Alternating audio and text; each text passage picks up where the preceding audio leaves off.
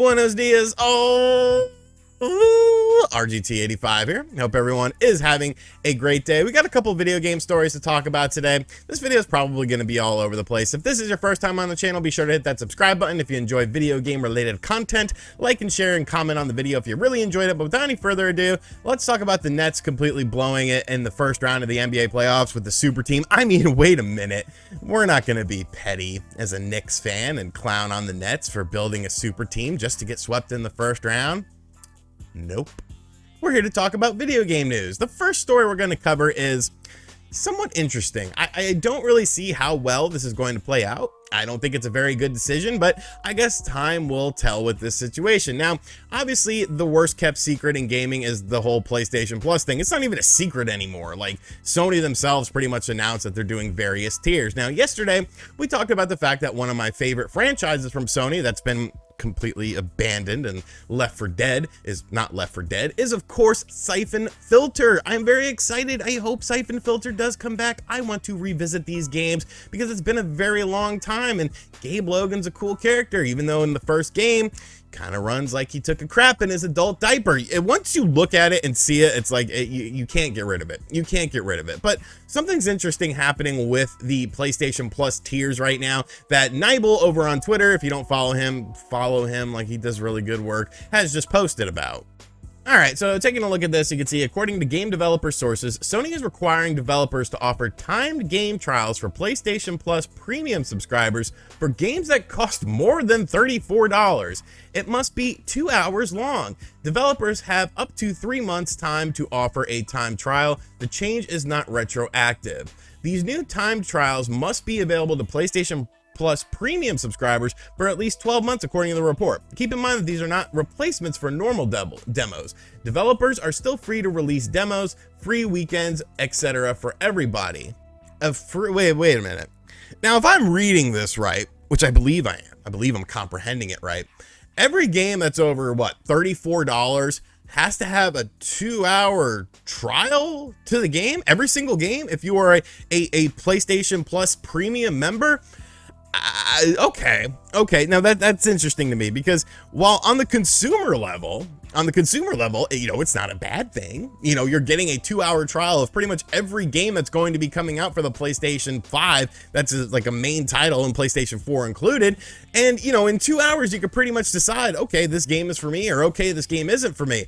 But if you're a company, that's kind of got to scare you, doesn't it? Like, do you want people to get 2 hours to be able to check out your game? Look, after 2 hours, I can determine whether or not this is a game for me or not a game for me. So I could simply just check out some of these games on this service for 2 hours and then be like, okay, this game sucks. I don't like it. It's not for me. And then move about my day, instead of that impulse buy of buying the game in order to try it out, to see if it's available and something that you want to play. Isn't this going to sort of cannibalize game sales, which companies are pretty reliant on? I don't know. Obviously, this is still just in the rumor phase, but it's not a look that I expected Sony to take. And you could sit here and say, well, you could do things like that on Steam. PC gaming and console gaming are two completely different beasts. Until people realize that, they're two different markets right now. In the future, obviously they're being integrated. In the future, they'll probably become closer and closer. But as it stands right now, I just don't think this is a good idea.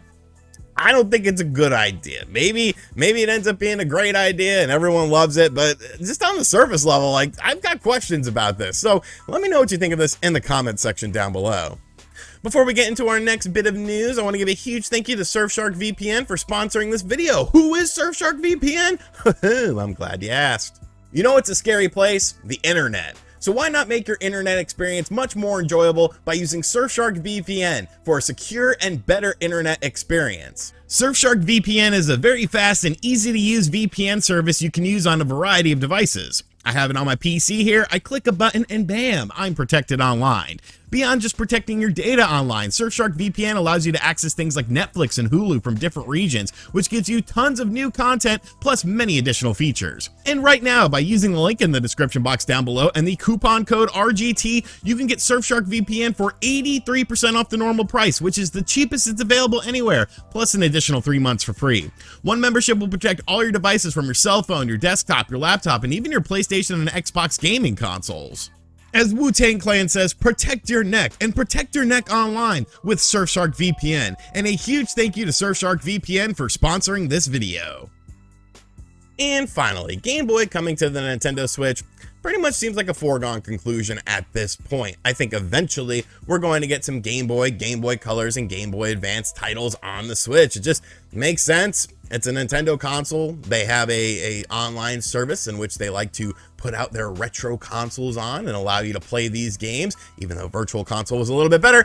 I digress. It's a fine service for what it does. It's nice to be able to play these classic catalogs of games, but people are kind of wondering, you know, what's the latest with this? Well, what's actually happening sort of behind the scenes? Is there any indications that we've gotten since the last time we've talked about this, which of course was last week, that this is actually coming to fruition? Well, there's some interesting rabbit hole things with this, and I think when you sort of connect the dots, something is coming. It could be coming soon, but something is indeed coming. So let's look at our first series of tweets and sort of decipher what's going on here. Tweet number 1 from the legendary Mondo Mega Man. I don't know who that is, but I'm sure he's a legend. He's a self-proclaimed Kirby lore master, and he enjoys orbs. I mean, I used to ghost hunt and find orbs.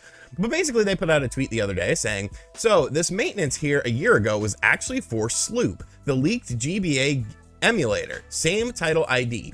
Proof that they have naturally continued to work on it past the August 2020 build date of the leak, at least. I think it's worth talking about Oatmeal Dome. I don't know if Oatmeal Dome talked about it, but RGT is going to talk about it. And you can see here that back in April 16th of 2021, a little over a year ago, this is the maintenance that they did, which was on something that we didn't know existed because it doesn't have a title name. You can see here the title name is just a bunch of numbers and characters.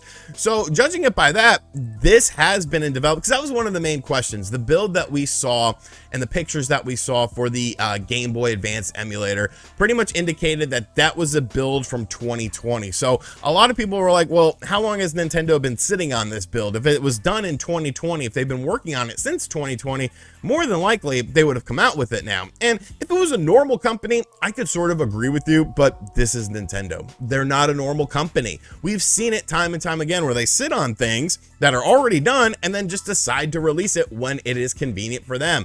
Pikmin 3 Remake, Xenoblade Chronicles 3, they're pretty much the master of their own domain because they don't really have to answer to anyone, they just answer to themselves. So they do things when it's convenient for them. Well, there's actually more going on with this, so let's keep looking. So yesterday there was an update to the Nintendo Switch Online service that happened sort of behind the scenes that you didn't really see. We talked about this last week as happening this week. What was it going to be? What were they going to be adding or updating to the service? Well, this is what it was. There was a scheduled maintenance that happened yesterday for title 010039601284400000. Now what the hell is that? Nobody knows, of course, because it's just a bunch of numbers like we saw with the other thing. We could see here that this was an actual maintenance that did end up happening. Well, let's dive a little bit deeper into things. Once again here, we can see that Kangaroo Will, the legend, he was featured on Nintendo.co.au one time, and he hit a tweet of 20,000 likes. I don't think I've ever hit 20,000 likes. Good job, Kangaroo Will. He basically said what we just talked about. Oh, wonder what it is. It's not announced since that game ID isn't public yet. So what is Nintendo working on behind the scenes? It's obviously not something that has been announced, because if it was announced, then we would have a definitive title for it and it would just be in the title of the thing. It's a mystery game. It's a mystery thing.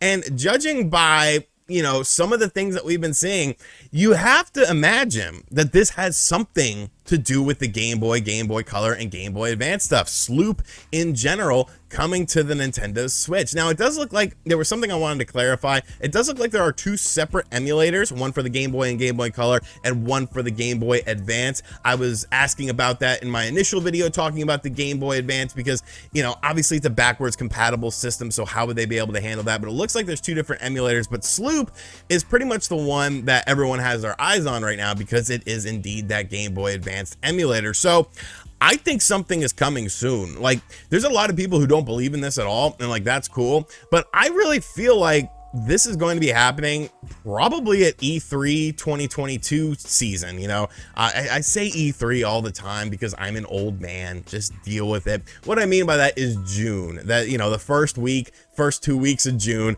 I feel like during that Nintendo Direct, they're gonna drop some Game Boy stuff. I just really feel that way. There's so many weird inconsistencies with this, and there's so many things that when you connect the dots, it's kind of like, oh, well, wait a minute. So I don't know. It's still a rumor mill thing now, you know, but I feel like something is coming, and I think there's just way too much smoke with this fire, you know, and it's just one of those situations, kind of like the Super Mario 3D All-Star situation where there was so much proof of it happening, and now this is yet just another little cherry on this Sunday known as the Game Boy Coming to the Switch Online. So let me know what you think of it in the comment section down below. Alrighty, so that is going to do it for today's video. I hope you guys enjoyed it. What do you think of these elongated PlayStation 5 game demos? Because I don't think that sounds good. What do you think about Nintendo's Game Boy Advance discoveries that I made in this video that we sort of pieced together? Do you think it's legit? Do you think it's just BS? And what do you think about Elon Musk buying Twitter? Because I don't care. The reaction that people have from this is insane. Twitter's not a real place. Twitter is not the real world. If I didn't do what I do, I wouldn't have a Twitter. I don't care. I don't understand why people are so obsessed with it. Like, it's kind of creepy, honestly. Just live your life, man. Live your life and have fun, and don't worry about things that you cannot control. Because if you can't control it, it's out of your hands. Worry about the things you can control. And as always, guys, I'll catch you guys on the next video. Check out my Cameo. Links in the description box down below. Follow me on Twitter if you haven't deleted it yet.